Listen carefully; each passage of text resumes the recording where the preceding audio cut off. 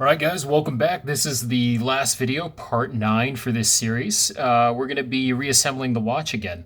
So I made a mistake. In the previous video I had said to make sure you clean your case, but I forgot that we're doing the transplant into the other case. So we're actually going to be putting the 1300 module into the 1200 case to give us the effect.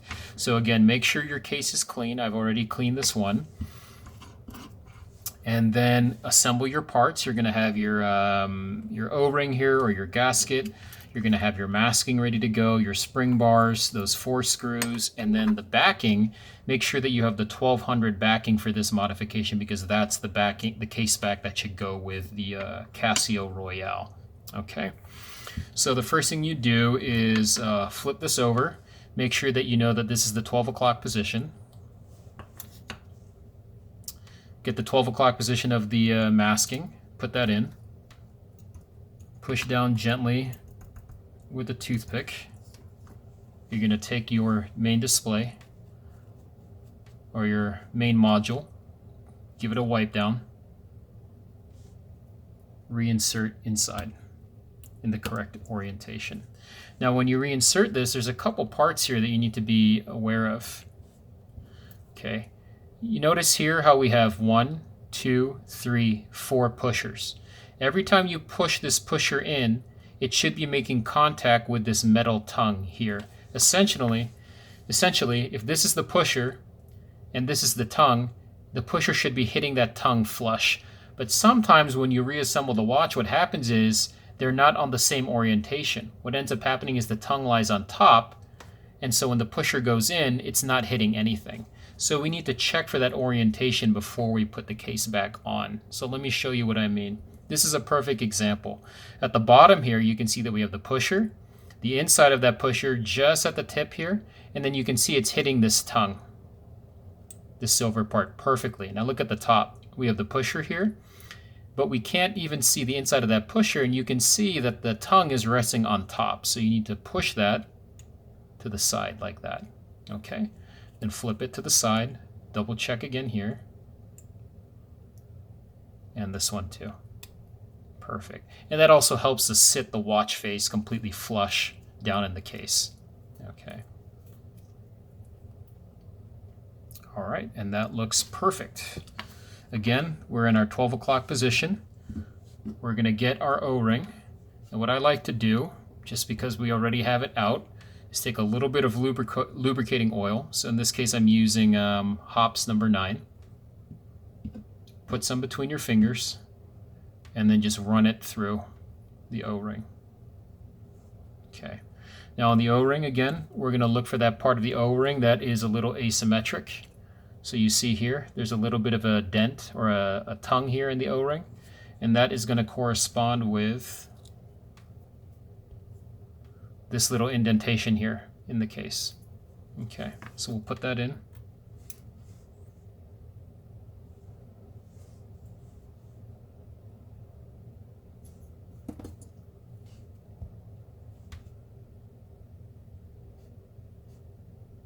Great.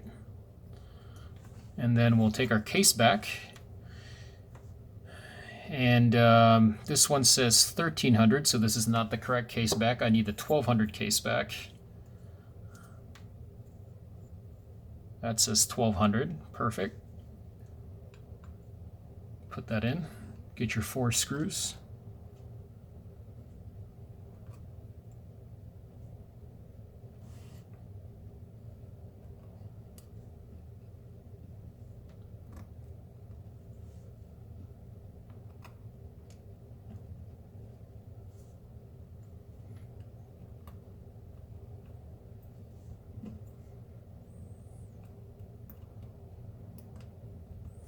Okay, grab your micro screwdriver. Don't screw it in all the way. Leave it a little bit unscrewed and then rotate. Alternate sides, kind of like you're putting in lugs on a car wheel. And then you can see here that my screws are not fully pressed. Now I'm going to look around where the case back meets the case, and I'm going to make sure that that O-ring is not sticking out anywhere. So this looks good. Put a little bit of pressure down with your finger, and now screw it in completely.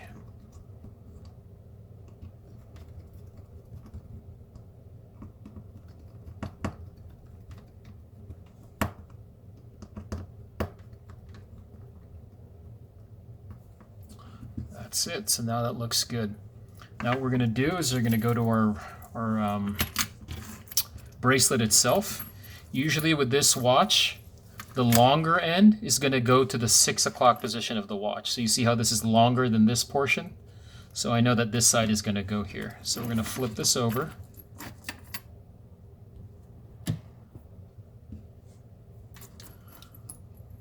Insert the spring bar.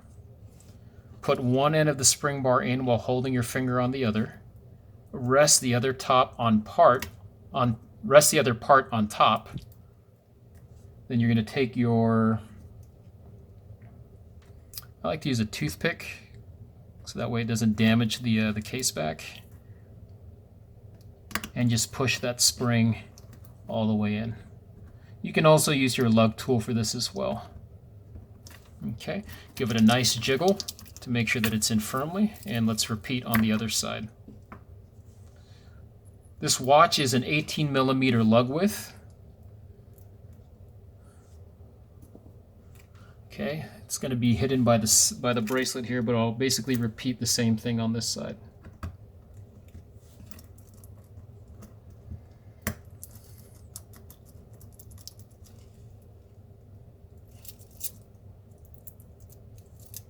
Great. And let's take a zoom out. And we are all done. So I'm going to put a new piece of tape on this for the customer anyway, so I'm just going to take this off so you can take a look at it.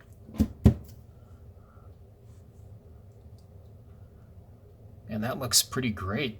So let's test our functions to make sure they work.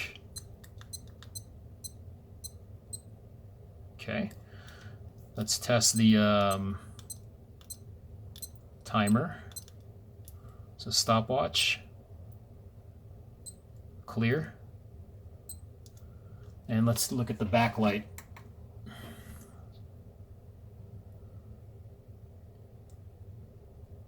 Okay. Now you're not seeing any characters in the top dials because we're in stopwatch mode, but if I move this back to the time mode,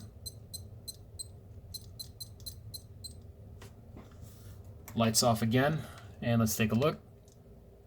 There you go.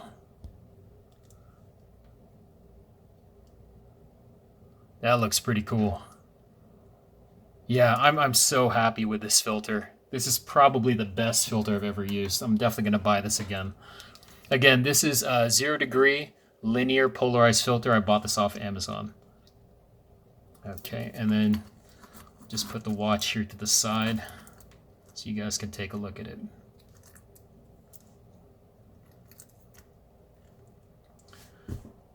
And that's pretty much it. So for me, I'm happy to make these for people. The next set of videos, if I decide to film it, will be what are we going to do with the display that came from this watch, the masking, and the black case. And essentially that's going to be what I showed you at the very beginning of video 1.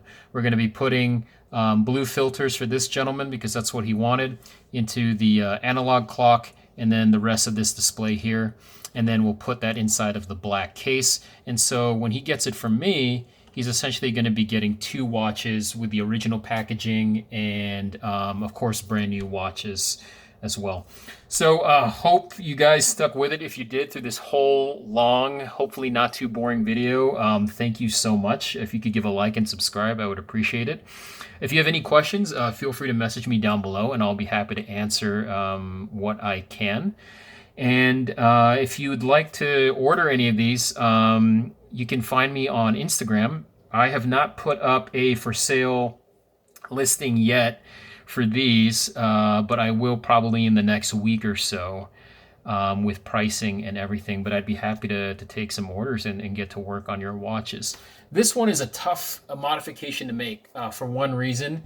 The 1300, this version of the 1300 with this great yellow border on the subdials is discontinued. They are no longer being made by Casio, and so they're very, very hard to find, and in most cases they're more expensive. So for example, This 1300, like years ago, when this was available from Casio, was like 20 bucks, and the stainless steel model was 30. When I bought this for the customer, this was well over 30 bucks, and this one was, I think, 30 or underneath 30.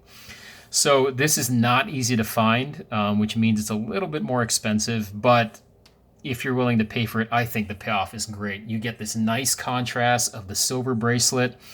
The case itself is plastic, but you still get that nice metallic look. And then it's contrasted really well by not just the negative display with the black and the white characters, but also the yellow subdials here. And also those yellow subdials kind of match the numerals on the display also, which is just a really cool looking design, I think. Yeah, I think this is probably my favorite mod that I've put together. So, anyways, I hope you guys found this useful. If you have any questions at all, feel free to hit me up. And good luck with modding. I'll see you guys later.